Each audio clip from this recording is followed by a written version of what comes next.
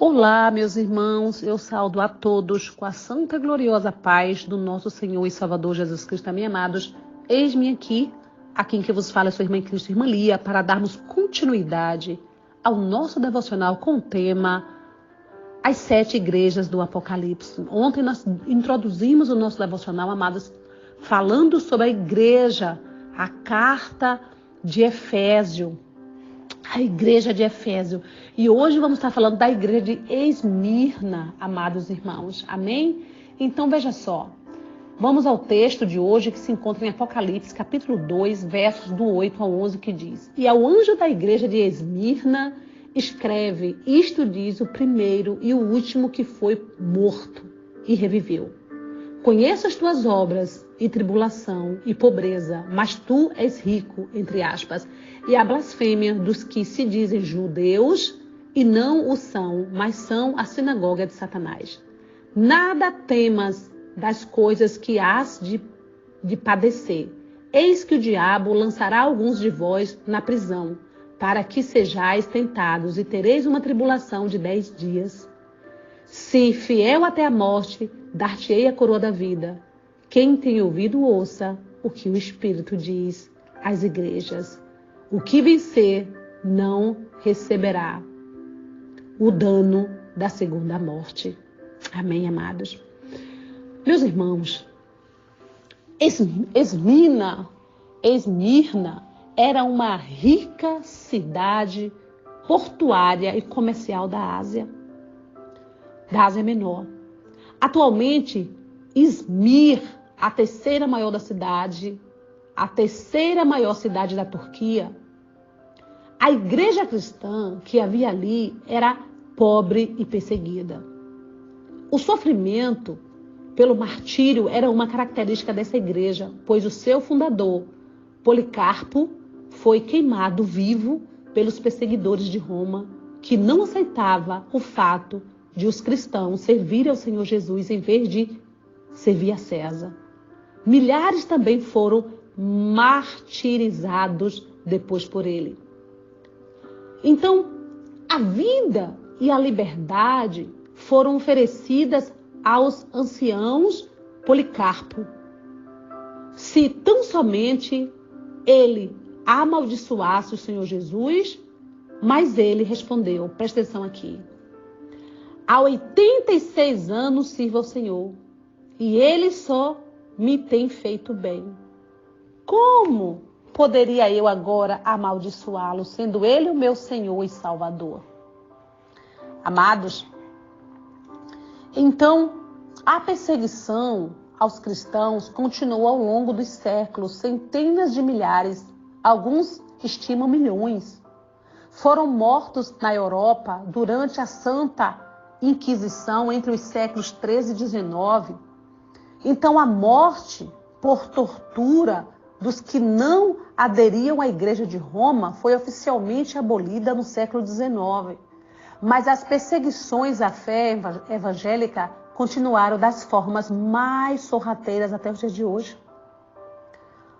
Olha o que está aqui em 2 Timóteo 3,12, diz assim: E também todos os que piamente querem viver em Cristo Jesus padecerão perseguições. Então, amados, quem se propõe a seguir verdadeiramente a fé cristã tem de saber, ela ameaça os poderes deste mundo que não aceitam nem se sujeitam ao Senhor Jesus. Por isso, os verdadeiros cristãos sempre serão o quê? Perseguidos. Isso é fato, amados. Então, a tribulação era uma das características principais da igreja de Esmirna, que estava sendo triturada pela perseguição. Mas, sem querer, seus perseguidores contribuíram para aumentar a qualidade de obra, de fé e de fidelidade dos cristãos daquela cidade ao Senhor Jesus Cristo. Você sabia disso? Então, Deus permite que todos os que são realmente dele passem pelo crivo das tribulações para o seu próprio benefício. Do contrário, ele jamais permitiria isso. Eu falo isso sempre, amados. Às vezes tem pessoas Antes que eu não tinha tanto entendimento, eu, irmã Lia, eu me perguntava, mas Senhor, por que o teu povo sofre tanto, meu Deus? Quantas foram as vezes que eu já chorei? Quantas foram as lágrimas que eu já derramei? Quando eu me converti, que eu não entendia o porquê o povo de Deus sofria tanto, meu Deus. E hoje Deus tem me mostrado o porquê. Então há sofrimentos que nós cristãos passamos por próprio crescimento espiritual. O próprio Deus permite que nós passamos pela prova. Para o nosso próprio benefício. Se não fosse para o nosso crescimento espiritual, jamais o Senhor Jesus permitiria esse sofrimento aos seus. E não, olha o que Romanos 5 diz aqui. Romanos 5, versos 3 ou 4 diz assim. E não somente isto, mas também nos gloriamos nas tribulações, sabendo que a tribulação produz a paciência, e a paciência a experiência, e a experiência a esperança. É a resposta aqui para os meus pensamentos. Então, amados, se você serve verdadeiramente o Senhor Jesus, você vai passar pela prova. E agradeça a Deus quando passar por ela. Porque você vai sair forte. Porque Ele vai estar te moldando. Se não existisse tribulações, não haveria paciência, experiência e muito menos esperança, amados. A falta de tribulação neutraliza a ação da fé. E como consequência faz o cristão se acomodar. Você sabia disso? Então, na igreja de Efésio, por exemplo, não havia tribulação. Mas ela estava morrendo espiritualmente na sua autossatisfação espiritual por ter abandonado o seu primeiro amor. É muito glorioso, amados, essas cartas à igreja de Apocalipse. É muito forte. Então, Esmirna foi considerada uma igreja rica, apesar de sua pobreza material. A sede por bens materiais, a sede por bens materiais tem sido um verdadeiro laço diabólico para os cristãos desavisados, pois se agarrar às riquezas materiais tem sempre a pobreza espiritual, e isso é fato, como consequência, amados. Não que a riqueza não seja uma coisa boa para o cristão.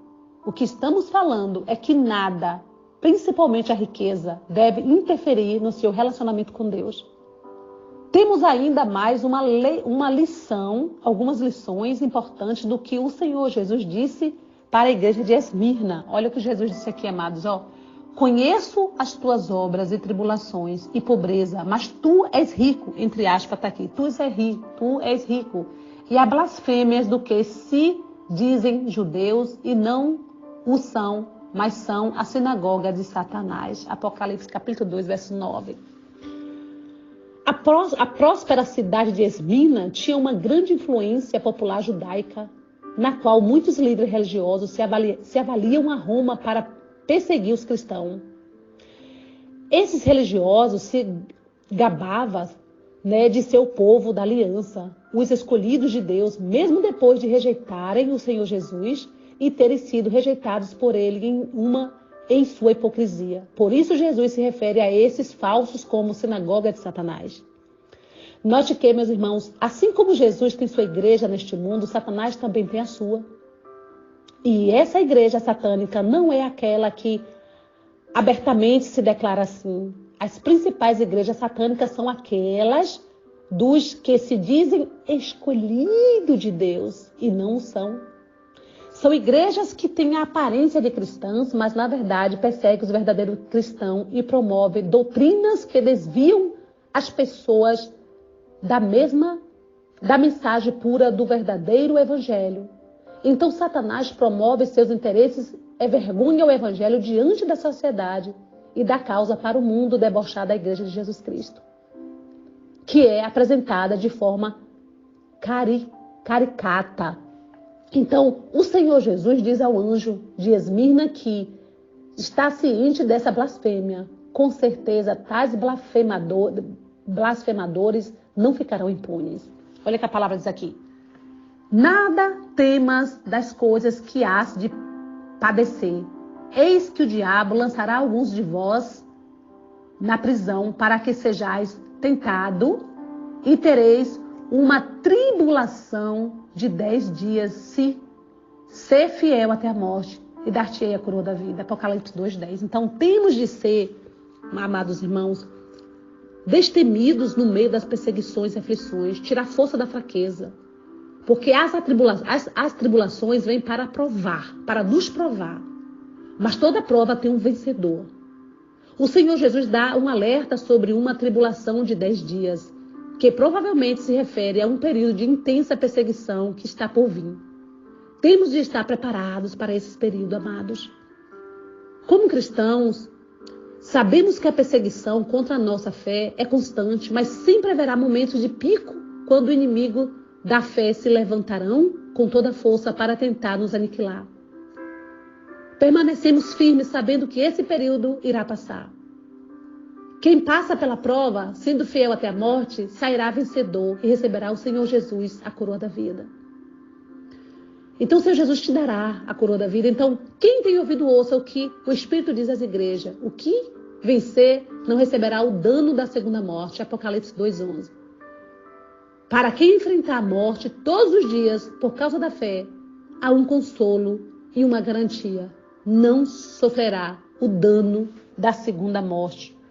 O que é essa segunda morte, irmã Lia? A primeira já conhecemos. Todos os dias, nos cemitérios deste mundo, familiares e amigos se deparam de alguém que sofreu a primeira morte, enquanto o seu corpo desce à terra. É a morte física, amados, que eu, você e todos salvos e perdidos sofremos.